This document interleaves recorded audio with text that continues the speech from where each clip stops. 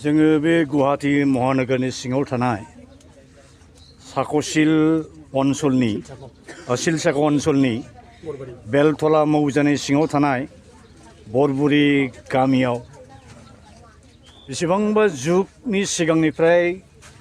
न' बां लुनानै रायजो जाबाय थानाय बर' बिदा फंबायफोरनि 30 न'खरनि बर' बिदा फंबायफोरनि बिब' बिनानावफोरनि न' बांखौ सिगाङाव खुनु नटिस हरा जासेनो बुलडोजार जेसिबि आरो बायदिसिना मेसिन पुलिस CRPF लानानै आथिखालनि मे दाननि थांनाय 13 अक्ट'खालि अन्याय रोखोमै बारबारिक भाबै अमानबिक भाबै मेसिन सालायनानै सिफाय ग्लुंनाय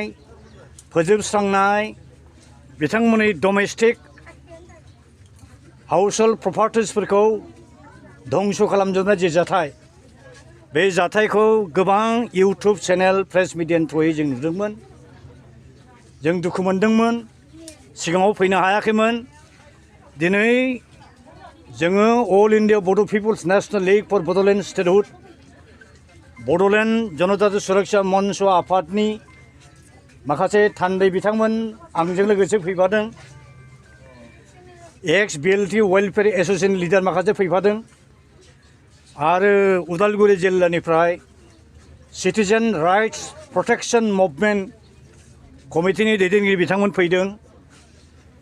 फैनानै जों बहाय जोंनि मेगनजों जा नुफैबाय बेखौ मानसिनि रावजों फोरमायनो थाखाय राव नागिरनानै मोनैबायदि जों जाफैदों जोंनि दुखुआव गोग्लैनाय बर' बिदा फंबाय बिब' बिनानावफोरनि जे रथ' रथ' मेगननि मोदै हुगारनाय बेखौ नुफैनानै जों बिराद दुखु मोनदों सहायनो हाथावै रोखोम दुखु मोनदों आरो बेनि थाखाय जों आथिखालनि डक्टर हेमन्त बिश्व शर्मानि दैदेननायाव जे BJPनि जे आसाम गभर्नमेन्ट दङ बेखौ जों स्ट्रंलि जों कन्डेम होनो गोनां we do strongly condemn what kind of barbaric eviction operation was carried out on the last 13 May. मानबतानि बेरेखायै थांदों आसामनि ट्राइबेल मानसिफोरनो जि fundamental rights fundamental freedom civil लिबार्टिस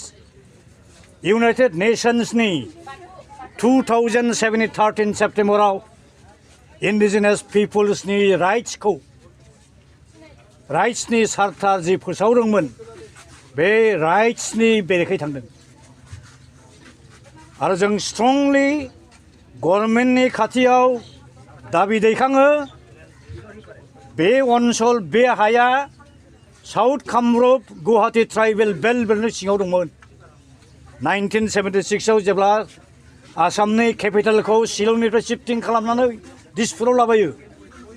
दिसपुराव आसामनि केपिटेल सिटि गायसंनो थाखायनो बे south Kamrup Chaygaon tribal belt south Kamrup Guwahati tribal belt बे tribal belt मोननायखौ डिसेडल खालामनानै दुनियानि नन ट्राइबेल मानसिफोरखौ बेयाव थाहोफैदों सोनाबनि गिदिर गिदिर माल्टिनेशनेल कम्पानिफोरनो हा होदों दिनै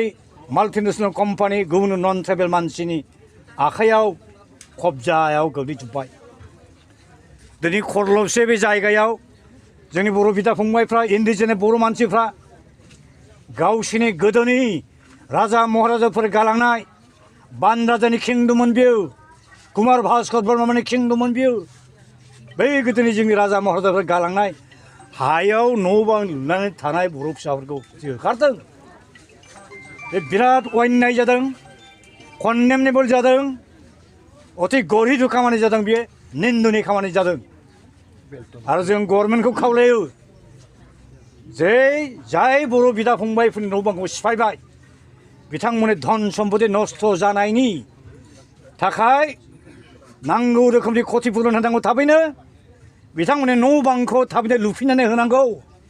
आरो बे जायगायावनो बिथांमोनखौ पार्मानेन्टलि थाहोनो थाखाय फाट्टा होनायनि बेबस्था खालामनांगौ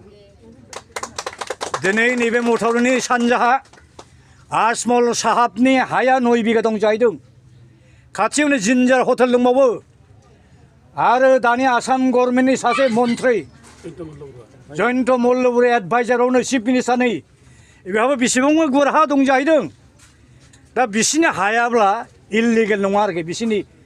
सेटेलमेन्टआ बिसिनि अकुपेशना बर'फोर थानायाल' बोरै इललिगेल जाखो इललिगेल अकुपेशन सेटेलमेन्ट बिथांमोननि हाखौ मानो दांनो हादिया बिथांमोना जिबायदि जास्टिस होदों सेम जास्टिस एखे रोखोम जास्टिस जोंनि बर' बिदा फंबाय मोननांगौ आरो बे रोखोम खालामबाय थायोब्ला बर' फिसाफ्रा आसामाव बोरै थानो हानांगौ जाखो।